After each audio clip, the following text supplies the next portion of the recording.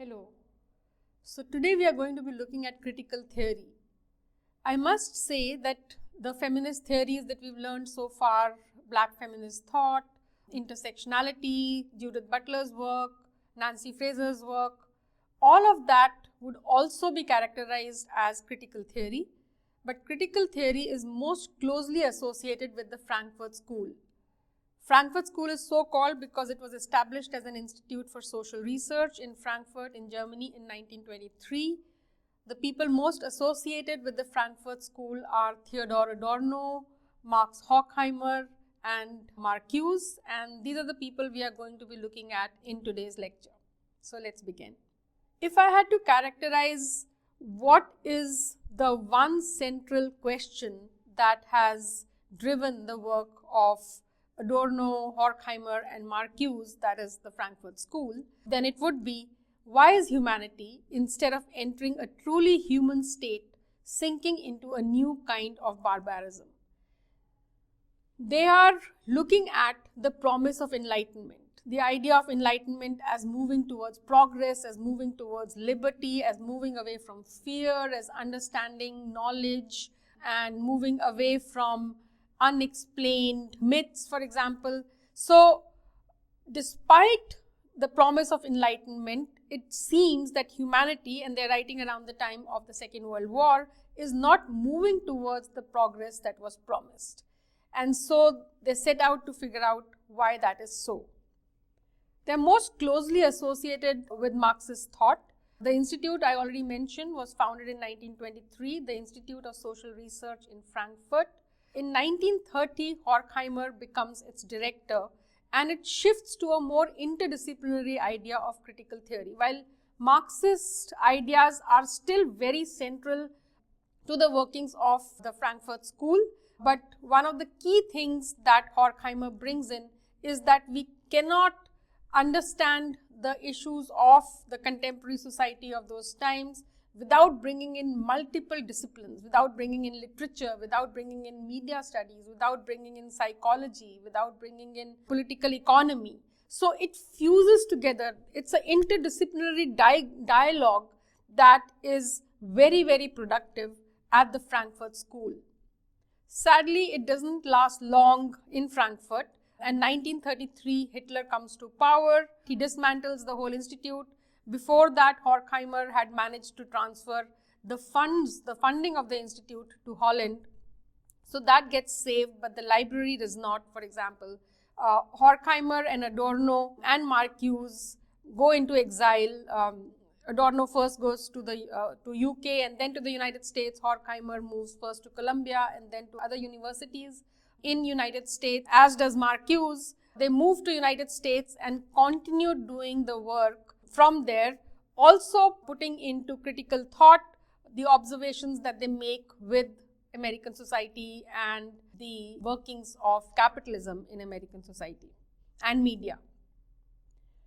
There's this essay by Walter Benjamin, which I have cited here, although I'm not going to be discussing it in today's lecture, but I've put it up there because while Walter Benjamin was not a formal part of the Frankfurt School in the sense that he was not a paid employee, but he engaged with and furthered the aims of the Frankfurt School quite centrally.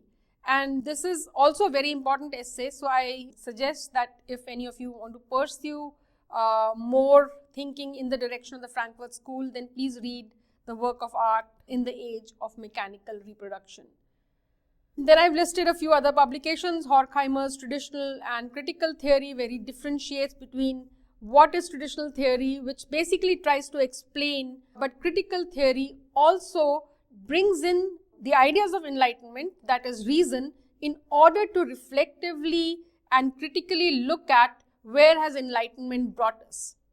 So reason, rationality, all of that come in as part of critical theory. But then it's also observing what is, the relationship between means and an end. Where is rational thinking taking us? Is rational thinking being used for irrational aims? For example, the World War II was right in front of them, where they could observe the destruction of humanity in a very irrational way is happening using scientific methods and rational means. So critically looking at, reflectively looking at the society of the period is what characterized the Frankfurt School. Then Horkheimer and Adorno, this is the book that I will largely talk about today, The Dialectic of Enlightenment. This was originally written in German, and in fact a limited edition was published in 1944. I have put up the 1947 edition here that was more widely circulated, but it only got translated into English in 1972. So for the longest time, the ideas of dialectic of enlightenment remained limited to the German-speaking public and eventually only became part of American academia largely in 1972. In 1950, after the war was over, the institute was re-established in Frankfurt, and Adorno, Horkheimer, Marcuse, they kind of inhabited both the worlds. Like they would make frequent trips to Frankfurt, come back, and carry on the work of the Frankfurt School. Herbert Marcuse, I will very briefly discuss his work on one-dimensional man, but he was also very central to the 1960s in terms of being active with the political movements of the time, such as the student, the civil rights, and the anti-Vietnam War protests in the United States and in Europe. And I've already mentioned the English translation of Dialectic of Enlightenment.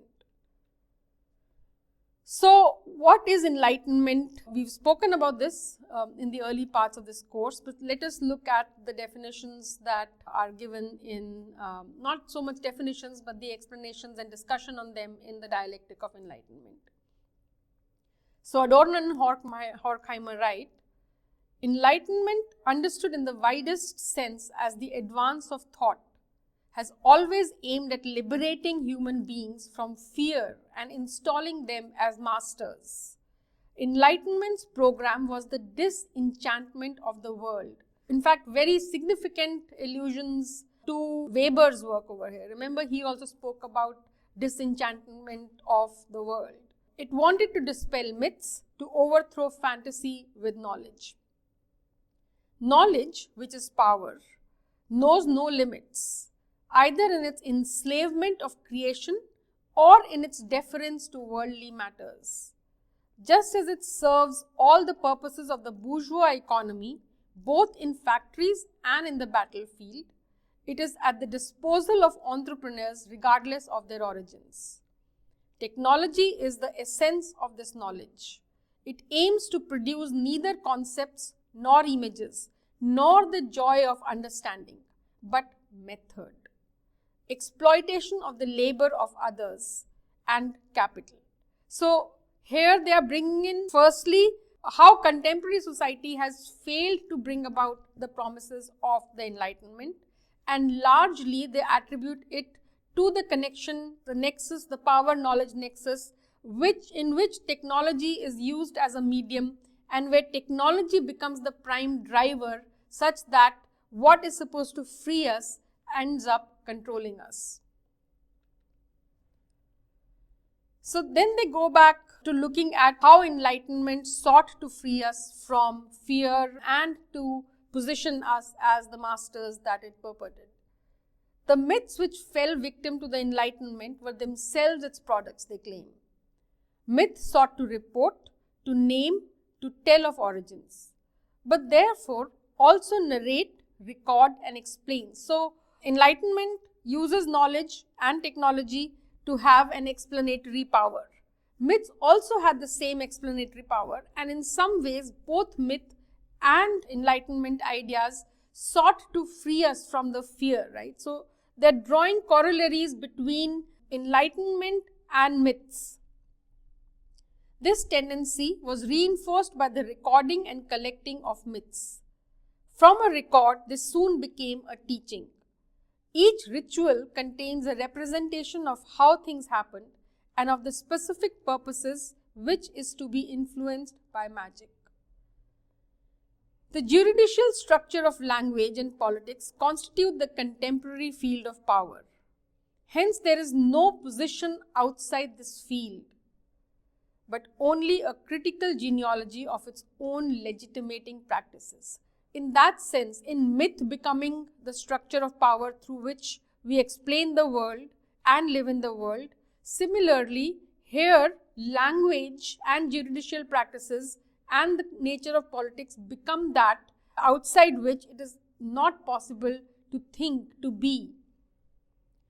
So myth is already enlightenment, and enlightenment reverts to mythology. And you will understand this a little better once I have myth to narrate from the dialectic of enlightenment and Homer's Odyssey and Homer's Iliad, and through that also how does this dialectic work. This might sound a little confusing at the moment, but wait for the next 2 slides where I'm going to explain this through an illustration, through an analogy that Horkheimer and Adorno themselves use. In the dialectic of enlightenment, Adorno and Horkheimer narrate Odysseus and the Sirens, an ancient Greek mythology from Homer's writing, as a key allegory for enlightenment's self-destructing tendencies, where they portray Odysseus as the proto-bourgeois, as the rational man who through self-control, through controlling of labor and through instrumental rationality attempts to free himself from the dangers of nature, but in the process ends up binding himself. So let's look at what the story is.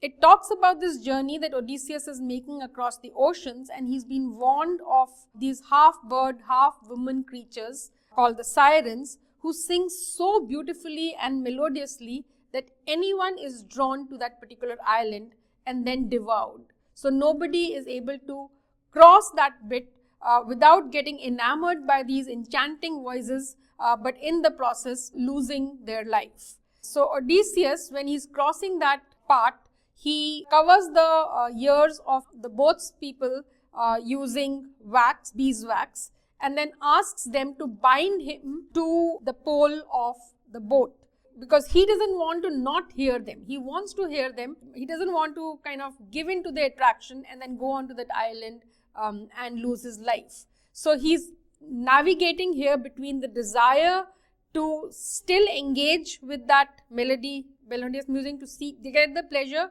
but not get taken over by it, right? So an example of rational, instrumental thought in trying to get more out of nature. He eventually manages to cross, and he is able to hear the voices of the Sirens, which his both people are not able to hear, but he cannot engage fully, right? He's bound, he's tight, he's kind of tied to the pole, and in fact he's asked the boat's people if he pleads also to go partake of those pleasures, they should tighten him even more. So he's in fact bound himself much more in order to free himself to hear, right? So that's the contradiction that they are trying to reveal to us. The Siren's song represents pure nature, like a pure nature aesthetic, and the fact that the both people's ears have wax in them and they cannot hear it also talks about, is an analogy for how capitalism and mass media, mass culture has deafened the ears of the laboring masses such that they cannot partake of the pleasures of life. So this story kind of reveals the contradiction in enlightenment such that it leads to a new rigid myth where humanity's own rational systems are subjugating humanity itself. Myths came up in order to explain uncertain nature, in order to explain things we didn't know much about, in order to help us get over fears and uncertainties, and myths held that power over humanity. Enlightenment came about to rid ourselves of those myths, because the myths were not the truth, the myths were not real knowledge that had come from experimentation, the scientific method, and so on. However, enlightenment sought to also bring together knowledge, to have a particular scientific method, only have that one form of knowledge that was considered as the right way of getting knowledge. And therefore, in its trying to form a unified identity, in order to form a unity, it led to domination, right? The same story that we heard with Odysseus and the Sirens. That domination and the form of knowledges that enlightenment created appear to us as a necessity. They appear to us as a fact, as if this is the only way to be, and that becomes the modern myth. So this is the dialectic of enlightenment that critical thought is trying to reveal to us. And it is actually urging us to come up with a new kind of imagination. Remember, we talked about the sociological imagination, we talked about the spatial imagination. Well, we also need to develop a critical imagination where we can see all that is around us and de-fetishize it in order to understand what is myth and what is reality. Where is it that the dictates of technology, that the sameness of mass media is producing norms which appear as fact and in that sense are subjugating our own creative, critical thinking processes. So Marx and Horkheimer have a lot to say about technology, and I'll read out a little bit from the Dialectic of Enlightenment. They write, technological knowledge serves all the purposes of the bourgeois economy, both in factories and in the battlefield. We read a little bit of this before, but I want to reiterate it. It is at the disposal of entrepreneurs regardless of their origins. Technology is as democratic as the economic system with which it evolved. And eventually they go on to show that in the advanced industrial capitalist economies, as well as in communist societies, it is through technology that populations are being controlled. Technology is the essence of this knowledge. It aims to produce neither concepts nor images, nor the joy of understanding, but method. This also we read before, but again I'm reiterating it here. Technique, technical knowledge, exploitation of the labor of others, capital. What human beings seek to learn from nature is how to use it to dominate wholly both it and human beings. Here remember, think of Odysseus here now. That's why I'm bringing this back. He sought to dominate nature, but in the process he had to tie himself, right? So in that process of using knowledge and technology to dominate nature, we are dominating ourselves. And they write, nothing else counts. I've also put up a picture here of what has come to be known as scientific management, which emerges in the work of Frederick Taylor, also known as Taylorism, and then shows itself in Fordism. And I want to remind you of the video of Charlie Chaplin that we saw from Modern Times when we were speaking about Marx. Taylorism comes up with scientific techniques in order to operate a human body as if it were a machine. You know, what would be the most efficient way for a human hand to do something that would produce the most number of objects? I mean, that's one example that I can give. In that process, while we might be gaining advanced productivity, but we are also losing quite a bit of ourselves.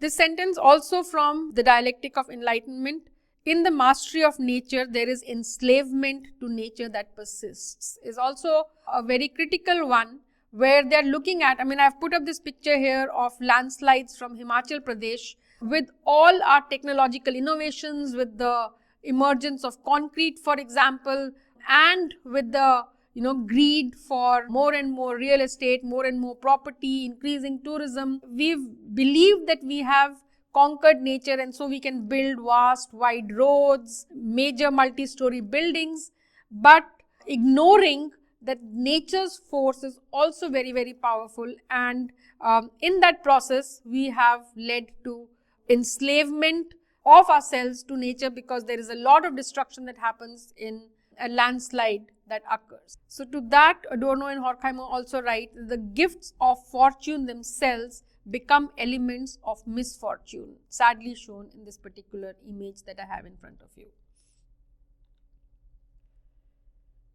So the other thing they take on, and this work is carried forward by Marcuse also, is the culture industry. Note the two words placed together. Culture is usually seen as something that is artistic, that comes from a more cultural inner world, whereas when you juxtapose it with the term industry, the intent of culture has a very different connotation and meaning. And through that process, Adorno and Horkheimer argue that enlightenment appears as mass deception. They write, culture today is infecting everything with sameness. Film, radio and magazines no longer need to present themselves as art. The truth that they are nothing but business is used as an ideology to legitimize the trash they intentionally produce.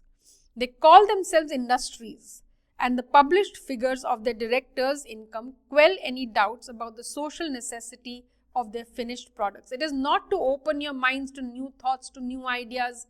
It is to enslave us. It is to help, to make us think in particular ways, only think within that framework. That the difference between the models of Chrysler and General Motors is fundamentally illusionary is known by any child who is fascinated by that very difference. The advantages and disadvantages debated by enthusiasts serve only to perpetuate the appearance of competition and choice. I've deliberately put up a picture here of a shopping mall. Choice has become more about choosing which brand of cereal to pick, which brand of shampoo to pick. Larger ideas of enlightenment, such that human liberty, ideas of deliberative, collective decision making, of individuality but also the collectivity, the dynamic between the two, freedom from fear, all of these, the vision of enlightenment disappears under this false kind of notion of choice in the way enlightenment thought has progressed. A news item, there isn't, like in terms of the entertainment or the culture industry, a news item is as much part of that entertainment notion as is, let's say, a film. There's another famous sentence from the book where every film appears as a trailer to the other. It's the same formula, it's the same framework through which all of this operate. And they're using their critical thinking to show us what might be hidden under plain sight. Now I come to Marcuse's work very briefly, and in his book, The One-Dimensional Man, he says that this kind of all-pervasive cultural model, just that there's no difference between Chrysler and General Motors or any other brand, like no fundamental difference, humanity is also becoming one-dimensional. He writes, technology serves to institute new, more effective and more pleasant forms of social control and social cohesion. So each one of these things, let's say biometrics, make things efficient, but they also bring in a form of domination and control. FASTag or easy passes that enable us to have more smoother traffic also enable states to know and control where and our movements and where we have been and so on. And in an open democratic society, these things may not be used in the wrong way, but just transport yourself to Hitler's Germany, and this knowledge in the hands of an authoritarian power can become very, very dangerous. So they are alerting us to the possibilities of this danger and this form of domination because of what might appear as more seamless, as enabling more ease and comfort and efficiency. The totalitarian tendencies of these controls, the totalitarian tendency of these controls seems to assert itself in still another sense by spreading to the less developed and even to the pre-industrial areas of the world, and by creating similarities in the development of capitalism and communism. And what this use of technology and this very similar mass media does is it creates for us false needs. So remember that question that I started off this lecture with, that why is it that those ideas of progress, of how humanity should have become a better world, instead we are going back into barbarism. So why is that happening? And they use culture and our subservience to technology in order to explain this. I'll read out this paragraph and then maybe come back to explaining this. False needs are those which are superimposed upon the individual by particular social interests in his repression. the needs which perpetuate toil, aggressiveness, misery, and injustice. Their satisfaction might be most gratifying to the individual, but this happiness is not a condition which has to be maintained and protected if it serves to arrest the development of his ability, his own and others, to recognize the disease of the whole and grasp the chances of curing that disease. Most of the prevailing needs to relax, to have fun, to behave and consume in accordance with the advertisements, to love and hate what others love and hate, belong to this category of false needs. So what they're trying to say is that the culture industry basically creates these false needs and it keeps our attention focused on acquiring those false needs. You want to be in the right kind of fashion, you want to appear in particular ways, and they also talk about how this culture of sameness has reached our most intimate moments. I mean, there is one way in which you express love by giving that rose. There is that one way in which we celebrate birthdays by cutting the cake. And so this immense onslaught of particular kinds of, or one kind of media creates a one-dimensional man, a one-dimensional humanity. In fact, anywhere the eye can now see, you see an advertisement. So it's hard to escape that world that surrounds us. I want to take a slight diversion and put up these images. These are sketches of Le Corbusier, who designed Chandigarh, the city that we inhabit, at the outskirts of which lies Aisar Mohali. Le Corbusier is famous for a few sentences which I think really illustrate what this technologically driven sense of control over nature is. So he's famous for a sentence which says, for example, the house is a machine to live in. And everything can be calculated and rationalized and then therefore produced according to what is gained by these rationalizations. This is a sketch of the modular man, a man of a certain proportion. He kind of used 6 feet as the modular man, which you can critique it for its assumed universality. And then the proportion of the each. So this is the plan of Chandigarh, where each sector is 800 by 1200 meters in a grid.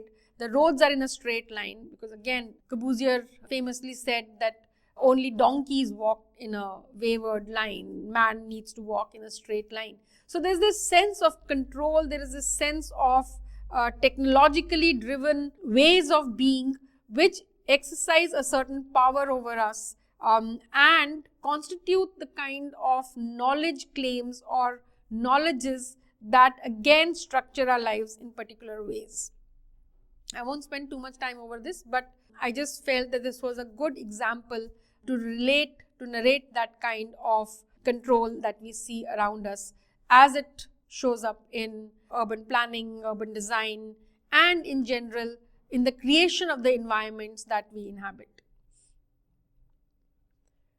This is my last slide, and I want to close by reading out another paragraph from Dialectic of Enlightenment on what is critical thought then? What is that imagination that they are persuading us to develop?